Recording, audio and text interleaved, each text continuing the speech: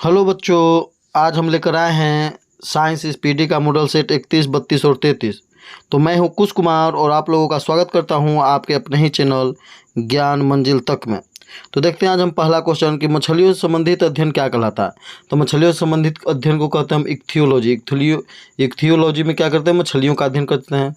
मछलियों के कितने हृदय के कोष्ठ होते हैं, हृदय जो कितने कोष्ठों में बटा हुआ था, 2।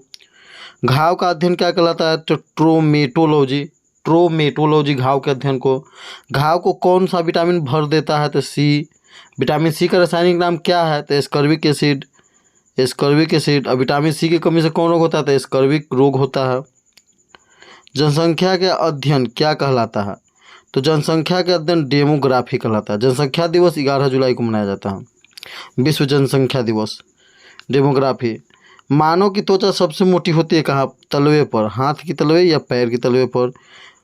मानव त्वचा की सबसे ऊपरी परत को क्या कहते हैं, एपिडर्मिस। और मानव त्वचा का रंग किसके कारण होता है, तो मेलानिन। मानव त्वचा जो है मानुष का सबसे बड़ा अंग है।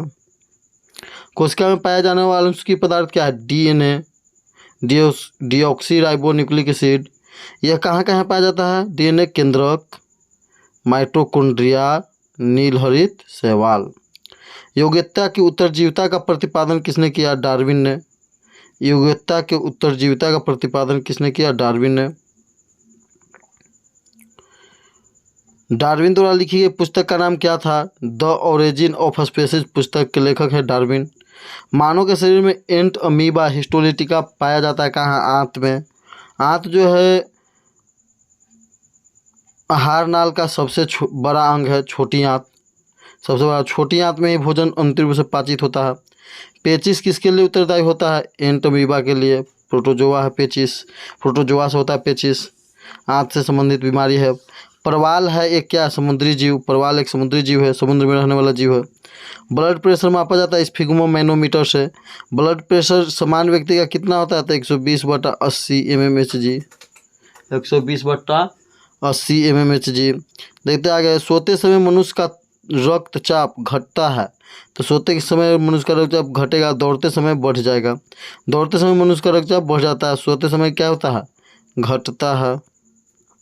मानव शरीर में हीमोग्लोबिन का कार्य क्या है, ऑक्सीजन का परिवहन करना और सीधे कार्बन डाइऑक्साइड का भी परिवहन करना। ऑक्सीजन और कार्बन डाइऑक्साइड का परिवहन करना। मानव हीमोग्लोबिन के कारण ही रंग क्या होता है, लाल होता है, खून का रंग। और हीमोग्लोबिन में पाया जाने वाला धातु क्या है, लोहा है। ये फिर लोहा सबसे अधिक किससे प्राप्त होता है, तो पालक साग से। पालक। किस रुधिर वर्ग में एंटीबॉडी नहीं पाया जाता है, तो एंटीबॉडी एबी में नहीं पाया जाता है। एबी को सर्वग्राही रक्त समूह कहते हैं, रिसेप्टर। किस रुधिर वर्ग में दोनों एंटीबॉडी पाई जाती है, तो ओ में। इसे सर्वदाता कहते हैं, डोनर। किस रुधिर वर्ग में कोई एंटीजन नहीं पाया जाता, तो ओ में। किस में सभी दोनों एंटीजन पाया जाता है, तो एबी में। एबी में एंटीजन पाया जाता है, ओ में नहीं पाया जाता। मनुष्य में मेरुदंड से कितनी जोड़ियाँ निकलती है, तो एम से मेरुदंड। एम 13वां अक्षर है, तो 13 का उल्टा कर देंगे तो 31 होगा। श्वसन की क्रिया का समन्वय होता है माइटोकॉन्ड्रिया में। माइटोकॉन्ड्रिया में ही श्वसन होता है। कोशिका का शक्ति गृह माइटोकॉन्ड्रिया को ही कहते हैं। पुरुषों की नसबंदी क्या कहलाती है, पुरुषों की नसबंदी क्या कहलाती है, तो वैसेक्टोमी। और स्त्रियों की नसबंदी क्या कहलाती है, ट्यूबोक्टोमी। देखते हैं अगला सेट 32 नंबर। पिट्यूटरी ग्रंथि स्थित होती है कहाँ, तो पिट्यूटरी ग्रंथि मस्तिष्क में स्थित होती है। पिट्यूटरी ग्रंथि को ही मास्टर ग्रंथि कहते हैं, मास्टर ग्रंथि, या इसे पीयूष ग्रंथि कहते हैं। मस्तिष्क में हाइपोथैलेमस ग्रंथि पाया जाता है। हाइपोथैलेमस ग्रंथि जो है वह मानव के शरीर के ताप को नियंत्रित करता है। हाइपोथैलेमस ग्रंथि कहाँ पाई जाती है, मस्तिष्क में ही पाई जाती है। अब पिट्यूटरी ग्रंथि से जो साबित होता है हार्मोन, उसके लिए उत्तरदायी कौन है, माने कि कौन प्रेरक है, तो यह हाइपोथैलेमस ग्रंथि है। रक्त दाब का नियंत्रण होता है अधिवृक्क के द्वारा, रक्त दाब का नियंत्रण।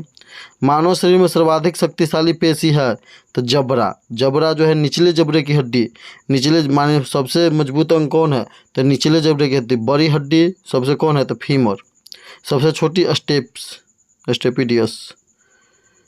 आइरिस का क्या कार्य है, आइरिस का कार्य पुतली के आकार को नियंत्रित करना। पुतली के आकार छोटा बड़ा ये सब को क्या करना, नियंत्रित करना पुतली। त्वचा का रंग किसके कारण होता है? तो मेलानिन के कारण। त्वचा का रंग। सबसे बड़ा अंग कौन है? त्वचा। सबसे बड़ा अंग कौन है? त्वचा। मानव शरीर का सबसे बड़ा अंग कौन है? त्वचा। मानव शरीर के त्वचा के अध्ययन को क्या कहते हैं? डर्मेटोलॉजी। डर्मेटोलॉजी। त्वचा की ऊपरी सतह क्या कहलाती है? एपिडर्मिस। त्वचा की ऊपरी सतह क्या कहलाती है? एपिडर्मिस।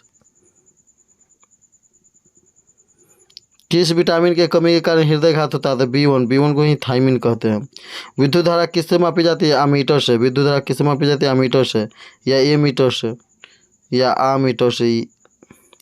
एक स्वस्थ मनुष्य के लिए ताप कितना होता है? तो 37 डिग्री सेल्सियस में पूछेगा तो फॉरेनहाइट में पूछेगा तो 98.6 डिग्री फॉरेनहाइट और केल्विन में पूछेगा तो 310 केल्विन। कंप्यूटर वायरस होता है तो कंप्यूटर वायरस क्या होता है? तो सॉफ्टवेयर प्रोग्राम होता है। एक सी ब्रेन जो था, सी ब्रेन क्या है? कंप्यूटर वायरस ही है सी ब्रेन। आर्सेनिक चौहत्तर का उपयोग किया जाता है ट्यूमर के उपचार में। ट्यूमर के उपचार में रेफ्रिजरेटर में थर्मोस्टेट का प्रयोग होता है।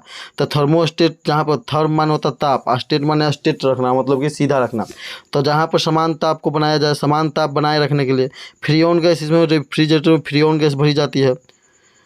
हाइड्रोकार्बन विजन 2025 किससे संबंधित है? तो ग्रीन हाउस गैस से। ग्रीन गैस मतलब CO2 गैस के कम उत्सर्जन से। डाप्सन इकाई का प्रयोग निम्नलिखित में किसके लिए किया जाता है? तो ओजोन परत की मोटाई मापने के लिए। डाप्सन का प्रयोग किसके लिए किया जाता है? ओजोन परत की मोटाई मापने के लिए। जल के बहाव को किस में मापा जाता था? क्यूसेक में। क्यूसेक के द्वारा जल के बहाव को मापा जा सकता है।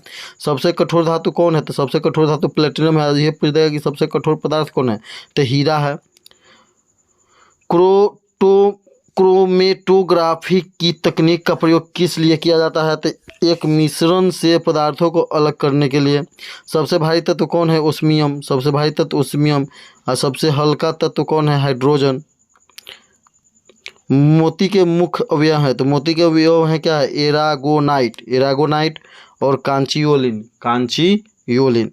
तो हम देखते हैं सेट नंबर 33।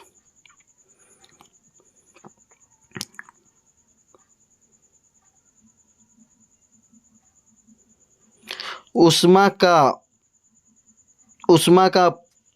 बहुत अच्छा चालक कौन है? तो उष्मा का बहुत अच्छा चालक पारा है। अब विद्युत का भी सबसे अच्छा चालक पारा है। पारा को Hg। द्रव रूप में पाया जाने वाला धातु, द्रव रूप में पाया जाने वाला एकमात्र धातु पारा है। गैलियम को हाथ पर रखेंगे तो पिघल जाएगा। स्टेनलेस स्टील बनाने के लिए लोहा में प्रयोग किया जाता है क्रोमियम और निकेल। लोहा में क्रोमियम और निकेल, ऐसे निकेल क्रोमियम लोहा का मिश्रण है। सबसे अधिक ध्वनि इसी में होता है स्टील में। उष्मा का न्यूनतम संचालन होता है किस में? शीशा में। उष्मा का न्यूनतम, इसलिए इसको अचालक धातु भी कहते हैं। सामान्य बैटरी में इसका प्रयोग होता है, याद रखिएगा। किस में होता है प्रयोग? बैटरी में। किस में? बैटरी में। समान ताप पर ठोस अवस्था में रहता है आयोडीन। आयोडीन चमकीला धातु भी है। आयोडीन और धातु, याद रखिएगा, आयोडीन और धातु है। वायुयान के टायरों में भरने के लिए प्रयोग किया जाता है तो हीलियम गैस को। ऑक्सीजन की सिलेंडर में कौन सा गैस होता है? जो ऑक्सीजन लगाया जाता है, कोई का तबीयत खराब हो जाता है तो नहीं कहते हैं ऑक्सीजन लगा हुआ है, उस ऑक्सीजन सिलेंडर में कौन कौन गैस होता है? तो ऑक्सीजन और हीलियम होता है। सूर्य में न्यूक्लिक ईंधन क्या होता है? तो हाइड्रोजन होता है न्यूक्लिक ईंधन। उसका ईंधन मुख्य रूप से है हाइड्रोजन। नाभिकीय संलयन सूर्य में होता है, याद रखिएगा। सूर्य ऊर्जा देते रहने का संबंध किससे? तो नाभिकीय संलयन से। विश्व में सर्वाधिक पाया जाने वाला तत्व कौन है? हाइड्रोजन। विश्व में सर्वाधिक पाया जाने वाला तत्व हाइड्रोजन है। विश्व में सबसे ज़्यादा क्या पाया जाता है? जल। और जल में क्या है? हाइड्रोजन है। परमाणु संख्या हाइड्रोजन कितना है? 1। परमाणु द्रव्यमान कितना है? 2। नोबेल गैसों में कौन सी वायुमंडल में नहीं पाई जाती? रेडॉन। कौन ऐसा नोबेल गैस है जो वायुमंडल में नहीं पाया जाता है? रेडॉन। और रेडॉन एक क्या है? अक्रिय गैस है। अम्ल वृष्टि का कारण क्या है? Sulphur dioxide. सल्फर डाइऑक्साइड माने कि SO2, लेकिन हम जानते हैं कि SO2 और NO2 दोनों होता है इसमें। सभी जैविक यौगिक का अनिवार्य मूल तत्व कौन है? कार्बन। सभी जैविक यौगिक जो अनिवार्य मूल तत्व है वो कार्बन है। कार्बन का परमाणु संख्या कितना होता है? 6 होता है। परमाणु द्रव्यमान कितना होता है? 12 होता है। कार्बन डेटिंग प्रणाली से जीवाश्मों की उम्र पता लगाया जाता है। बुलेट प्रूफ वस्तुओं के निर्माण में जो बहुलक प्रयुक्त होता है उसे क्या कहते हैं? तो बुलेट प्रूफ बनाया जाता है पॉलीकार्बोनेटस से। स्वचालित इंजनों में हिमनरोधी के रूप में प्रयुक्त होता है मेथेनॉल।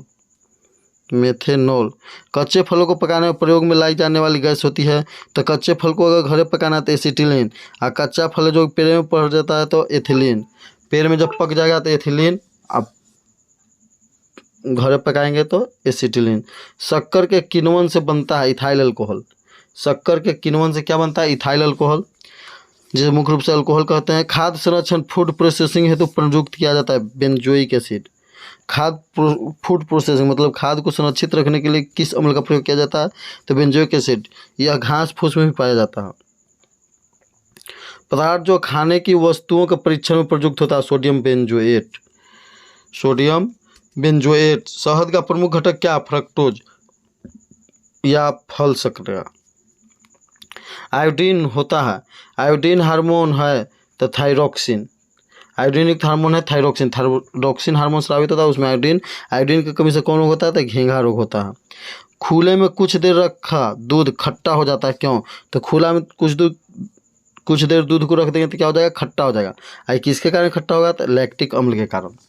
तो दोस्तों आज का वीडियो यहीं तक। हमने देखा 31, 32 और 33 सेट को। आप लोग अच्छा से इसे पढ़िए, रिवाइज कीजिए। धन्यवाद।